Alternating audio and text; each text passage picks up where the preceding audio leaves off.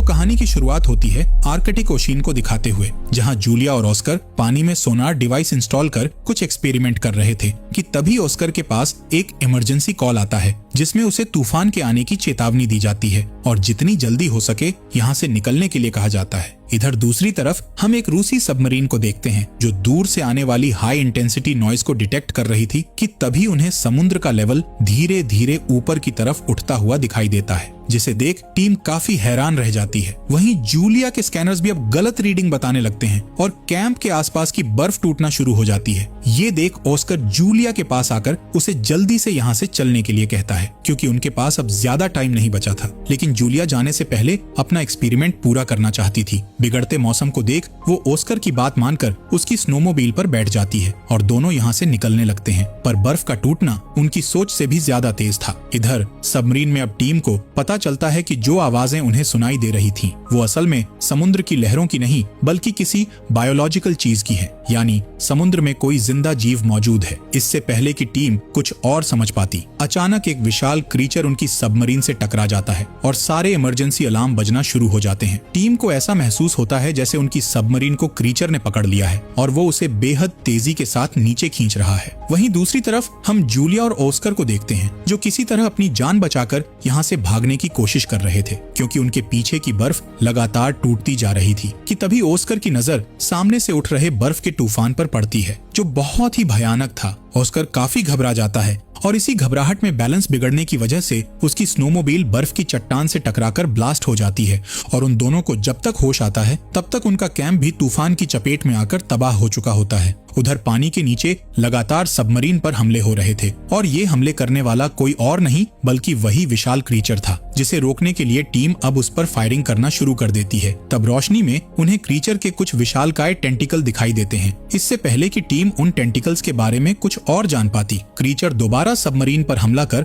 उसे तबाह कर देता है। लेकिन डूबने से ठीक पहले कैप्टन लास्ट मोमेंट पर टीम को इमरजेंसी सिग्नल छोड़ने का ऑर्डर देता है ताकि सिग्नल मिलने पर उनकी नौसेना उन्हें जल्द ही बचाने के लिए आ जाए। अगले दिन ही रशियन मरीन हेडक्वार्टर को वो सिग्नल मिल जाता है जिसके जरिए उन्हें अपनी सबमरीन के गायब होने के बारे में पता चलता है। ये खबर सुनते ही ऑफिसर्स के पैरों तले जमीन खिसक जाती है क्योंकि उस सबमरीन में बहुत ही पावरफुल हथियार थे। इसलिए अब ऑफिसर्स एक रेस्क्यू टीम को इन हथियारों को वापस लाने का ऑर्डर देते हैं और इस टीम का लीडर बनाते हैं विक्टर को, जो असल में गायब हुई सबमरीन के कैप्टन का भाई था। इसलिए जब विक्टर की माँ को पता चलता है कि वो हथियार को वापस लाने के लिए मिशन पर जा रहा है तो वो पहले तो काफी परेशान होती है, लेकिन फिर विक्टर को गुड लक के तौर पर उसके पिता की घड़ी देती है जो अब इस दुनिया में नहीं थे। विक्टर उस घड़ी को लेकर मिशन पर जाने के लिए घर से निकल जाता है जहां उसकी मुलाकात उसके पिता के पुराने दोस्त एडमिरल ओलाशांस्की से होती है जो थोड़े गुस्सैल व्यवहार के थे और उन्हें भी हेडक्वार्टर की तरफ से इस मिशन का हिस्सा बनाया गया था। अब विक्टर जैसे ही सबमरीन में एंटर करता है तो यहाँ क्रू के कई मेंबर्स उससे शिकायत करते हुए कहते हैं कि ऐसा भी क्या हो गया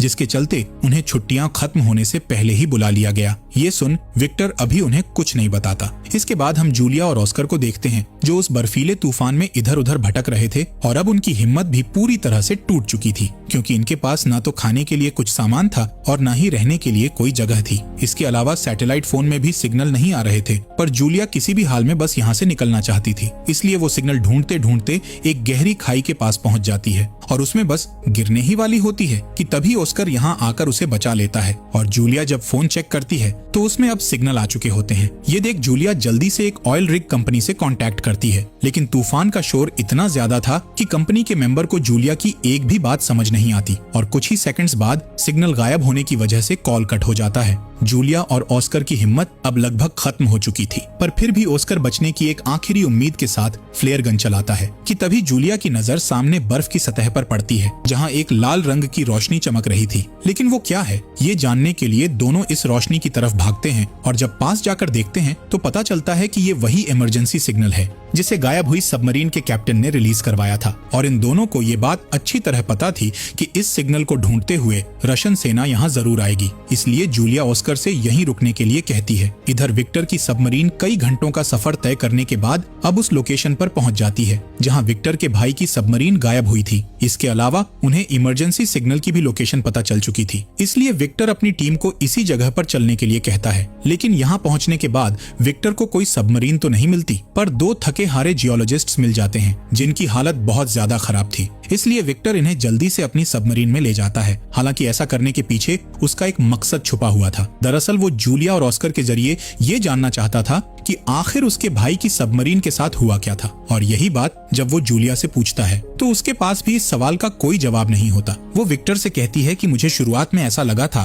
कि ये सब हमारे सोनार डिवाइस के विस्फोट की वजह से हुआ है, जिसके चलते समुद्री भूकंप ने दस्तक दी। लेकिन जब मैंने अपने इक्विपमेंट्स चेक किए तो उस दिन किसी भी डिवाइस ने भूकंप को रिकॉर्ड ही नहीं किया था। ये देख जूलिया को यकीन हो गया कि इतनी भयानक हलचल भूकंप पैदा नहीं कर सकता है, बल्कि ये काम किसी समुद्री क्रीचर का है। ये सुनते ही विक्टर को पिछले दिन हुई एक रहस्यमयी घटना याद आ जाती है। दरअसल जब ये लोग आर्कटिक सर्कल में दाखिल होने वाले थे, तभी इनके राडार ने एक अजीब सिग्नल पकड़ा, जो असल में व्हेल मछलियों का झुंड था। और ये झुंड बार बार उनकी सबमरीन से टकरा रहा था, जैसे जानबूझकर विक्टर को आगे बढ़ने से रोकना चाह रहा हो। पर एडमिरल ओलेशांस्की इन्हें दूर भगाने के लिए लो फ्रीक्वेंसी सिग्नल रिलीज करने का ऑर्डर देता है। हालांकि विक्टर ऐसा करने से मना करता है, क्योंकि इससे व्हेल मछलियों को नुकसान हो सकता था। पर एडमिरल ओलेशांस्की उसकी एक नहीं सुनता। लो फ्रीक्वेंसी के ऑन होते ही सभी मछलियां दूर भाग जाती हैं, लेकिन फिर दोबारा वापस आ जाती हैं। ये देख टीम मेंबर्स हैरान रह जाते हैं कि तभी उन्हें समुद्र की गहराई से एक और अजीब सिग्नल मिलता है और व्हेल मछलियां भी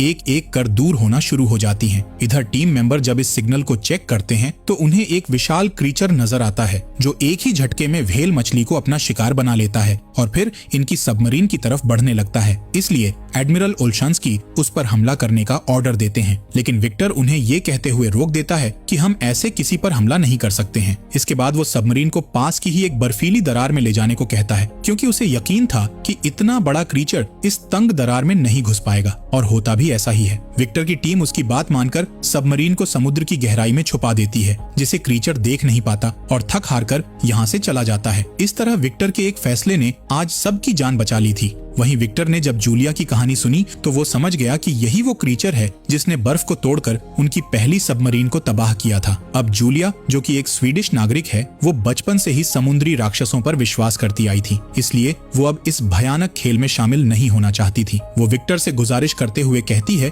कि तुम मुझे और ऑस्कर को उसी ऑयल रिग कंपनी में छोड़ आओ जहाँ मैंने कॉन्टेक्ट किया था, क्योंकि मुझे ऐसा लगता है कि ये क्रीचर वहाँ नहीं पहुँच पाएगा। जूलिया की बात सुनकर जब विक्टर कंपनी की लोकेशन चेक करता है तो पता चलता है कि वो यहाँ से ज्यादा दूर नहीं है, इसलिए वो इन दोनों को वहाँ छोड़ने के लिए निकल पड़ता है। लेकिन रास्ते में एक बार फिर टीम अपनी स्क्रीन पर उसी अजीब सिग्नल को नोटिस करती है, पर ये नहीं देख पाती कि वो क्रीचर अब मिट्टी के नीचे से धीरे धीरे उनकी तरफ बढ़ रहा है। जैसे ही ये लोग रिग कंपनी के करीब पहुंचकर वहाँ के इंचार्ज से कांटेक्ट करने ही वाले होते हैं, तभी समुद्र में हलचल होना शुरू हो जाती है। तेज लहरों के साथ पानी के अंदर से कई विशालकाय टेंटिकल्स बाहर निकलते हैं और मजबूत स्टील रिग कंपनी को पल भर में तबाह कर देते हैं। इधर विक्टर टेलीस्कोप के जरिए जब बाहर का नजारा देखता है तो उसे क्रीचर का असली रूप नजर आता है, जो कि असल में एक बहुत बड़ा ऑक्टोपस था। उसका चेहरा देखने के बाद टीम के सभी लोग हैरान रह जाते हैं, पर इससे पहले कि वो कुछ समझ पाते, कंपनी पूरी तरह समुद्र में समा जाती है। इसलिए अब विक्टर की टीम के पास यहाँ से भागने के अलावा कोई दूसरा रास्ता नहीं बचता, जबकि ऑक्टोपस रिग को बर्बाद करने के बाद उनकी सबमरीन की तरफ बढ़ता है। ये देख एडमिरल ओलेशांस्की गुस्से में कमान अपने हाथ में ले लेता है और टीम को 2 टॉर्पीडो फायर करने का ऑर्डर देता है, लेकिन कोई फायदा नहीं होता, क्योंकि ऑक्टोपस अभी भी जिंदा था, जो हमले की वजह से अब और भी ज्यादा गुस्से में आ गया था। वो तेजी से इनकी सबमरीन की ओर बढ़ने लगता है। ये देख एडमिरल ओलेशांस्की काफी डर जाते हैं और कमान दोबारा विक्टर को सौंप देते हैं। कमान हाथ में आते ही विक्टर फौरन सबमरीन को दूसरी दिशा में मोड़ने का आदेश देता है। इस तरह ये ऑक्टोपस के हमले से तो बच जाते हैं, लेकिन एक टेंटिकल इनकी सबमरीन से टकरा जाता है, जिस वजह से सबमरीन के पार्ट्स डैमेज हो जाते हैं और वो समुद्र में डूबने लगती है। इसके बाद हम देखते हैं कि ऑक्टोपस ने इन पर दोबारा हमला कर दिया है, जिसके चलते अब टॉर्पीडो रूम में भी आग लग गई है और फिर उसमें करीब 7 लोग फंस जाते हैं कि तभी ऑक्टोपस एक और हमला कर सबमरीन को नीचे डुबाने की कोशिश करने लगता है और इन्हें चारों तरफ से घेर लेता है। ये देख विक्टर सभी टीम मेंबर्स को साइलेंट मोड में रहने के लिए कहता है, क्योंकि समुद्री जीव अक्सर आवाज से अट्रैक्ट होते हैं। इसलिए विक्टर सभी को शांत रहने का ऑर्डर देता है और आग बुझाने के काम को भी रुकवा देता है, जिस वजह से टॉर्पीडो रूम में कार्बन मोनोऑक्साइड बढ़ने लगती है। लेकिन विक्टर का प्लान कामयाब हो जाता है। क्रैकन को जब कोई आवाज सुनाई नहीं देती तो वो वहाँ से चला जाता है और उसके जाते ही टॉर्पीडो रूम में से घायल लोगों को बाहर निकालकर उनका इलाज शुरू किया जाता है। जिसमें ऑस्कर और जूलिया भी विक्टर की हेल्प करते हैं और क्रू का भरोसा जीत लेते हैं। बाद में जूलिया विक्टर को क्रैकन के बारे में बताते हुए कहती है कि कहानियों के अनुसार क्रैकन सालों तक सोते हैं, पर जूलिया के धमाकों ने शायद उसे गहरी नींद से जगा दिया है, इसलिए वो अब इन लोगों से बदला लेना चाहता है। अगर हमें जिंदा रहना है तो सोनार को बंद करना होगा। इसके आगे वो ये भी बताती है कि ऑक्टोपस शिकार करने के बाद उसे गुफा में खींच कर ले जाते हैं, जिसका मतलब ये था कि विक्टर के भाई की सबमरीन भी जूलिया के पुराने कैंप के पास ही होनी चाहिए। अभी ये लोग बात कर ही रहे थे कि तभी एक ऑफिसर को साइलेंट मोड के दौरान की गई एक रिकॉर्डिंग से एक अजीब सिग्नल की आवाज आती है, जो जूलिया के कैंप की लोकेशन से ही आ रही थी। विक्टर अब अपने क्रू को समझाता है और अपने भाई और बाकी लोगों को बचाने के लिए उस खतरनाक जगह पर जाने का फैसला करता है, जबकि कुछ क्रू मेंबर्स उसकी बात से सहमत नहीं होते, क्योंकि उनका कहना था कि उनके हथियार उस भयानक ऑक्टोपस का सामना नहीं कर सकते हैं, इसलिए उन्हें जितना जल्दी हो सके यहाँ से चले जाना चाहिए। लेकिन विक्टर कैप्टन होने के नाते अपनी जिम्मेदारी निभाना चाहता था, इसलिए क्रू मेंबर्स के राजी न होने के बाद भी वो सबमरीन को ढूंढने के लिए निकल जाता है, जिसके बाद क्रू मेंबर्स को भी ना चाहते हुए उसका साथ देना पड़ता है। अब ये लोग एक बेहद ही खतरनाक खाई के पास पहुंचते हैं, जिसके अंदर उतरने के लिए विक्टर एक मिनी सबमरीन का इस्तेमाल करता है और अपने साथ 2 ऑफिसर्स को भी ले जाता है, जहां नीचे खाई में उन्हें सैकड़ों डूबे हुए जहाज मिलते हैं। यानी जूलिया ने जो क्रैकन की कहानी सुनाई थी वो झूठ नहीं बल्कि सच थी। इसी दौरान इन लोगों को विक्टर के भाई की भी सबमरीन मिल जाती है, जिसका अगला हिस्सा थोड़ा सही सलामत था, इसलिए विक्टर इसी हिस्से से अपनी मिनी सबमरीन को जोड़ देता है और जब अंदर जाकर देखता है तो उसे अपना भाई अलेक्जेंडर और उसका क्रू नजर आता है, जो अब भी जिंदा थे। अपने भाई को जिंदा देख विक्टर को बहुत ज्यादा खुशी होती है और साथ ही हैरानी भी, क्योंकि इतने दिन क्रैकन से बचकर रहना कोई मामूली बात नहीं थी। यही सवाल जब वो अलेक्जेंडर से करता है, तब वो उसे बताता है कि क्रैकन से बचने के लिए उन्होंने साइलेंट मोड का इस्तेमाल किया था, तभी वो सब बच पाए। अब क्योंकि मिनी सबमरीन में जगह कम थी, इसलिए विक्टर 2 राउंड में क्रू मेंबर्स को यहाँ से निकालने का फैसला करता है और पहले राउंड में एक टीम को सबमरीन में बैठाकर रवाना कर देता है, जबकि वो खुद अपने भाई के साथ यहीं रुकता है। लेकिन जैसे ही ये टीम आधे रास्ते पर पहुंचती है तो हम देखते हैं कि क्रैकन फिर से जाग गया है। इधर विक्टर और अलेक्जेंडर उन खास मिसाइल्स को एक्टिवेट करने की कोशिश करते हैं और काफी मशक्कत के बाद जब कंप्यूटर ऑन होता है तब मिसाइल एक्टिवेट हो जाती है। उसी वक्त क्रैकन भी मेन सबमरीन पर हमला करने ही वाला होता है कि तभी मिनी सबमरीन से एक ट्रैकर गलती से स्टार्ट हो जाता है, जिसकी आवाज से अट्रैक्ट होकर क्रैकन उसकी तरफ चल देता है। इधर एडमिरल ओल्शांस्की मौके का फायदा उठाकर मेन सबमरीन को अब समुद्र के ऊपर ले जाने का ऑर्डर देता है, जबकि विक्टर और अलेक्जेंडर मिसाइल में कोड डालकर उन्हें ऑन कर देते हैं। लेकिन तब तक क्रैकन उनके करीब पहुंच चुका था। अब उसके टेंटिकल्स विक्टर की सबमरीन को जकड़ने लगते हैं। ये देख मरने से पहले दोनों भाई रेडियो के जरिए एक दूसरे से बात करते हैं और अपनी गलतियों के लिए माफी मांगते हैं, लेकिन ये अब भी हिम्मत नहीं हारते और क्रैकन के सबमरीन को तबाह करने से पहले ही एक साथ स्विच दबाकर एक जोरदार ब्लास्ट करते हैं, जिस वजह से क्रैकन आग में झुलसने लगता है और एक रोशनी की किरण आर्कटिक की बर्फ को चीरते हुए आसमान में जाती हुई दिखाई देती है। अब सबमरीन पूरी तरह से डूबने लगती है और उसमें पानी भरना शुरू हो जाता है। ये देख दोनों भाई मिनी सबमरीन की तरफ भागते हैं, लेकिन एक तेज लहर उन्हें अलग कर देती है। विक्टर अलेक्जेंडर का हाथ पकड़कर उसे बचाने की कोशिश करता है और जैसे तैसे उसे लेकर मिनी सबमरीन के अंदर आ जाता है। लेकिन दिक्कत ये थी कि अब मिनी सबमरीन डूब रही जहाज से अलग नहीं हो पा रही थी, जबकि मिसाइल कुछ ही सेकंड में ब्लास्ट होने वाली थी। इस मुश्किल सिचुएशन में अचानक विक्टर को इमरजेंसी लेवर याद आता है। वो पूरी ताकत लगाकर उसे खींचता है, जिसके बाद मिनी सबमरीन ठीक ब्लास्ट से पहले वहां से निकल जाती है। वहीं पानी के बाहर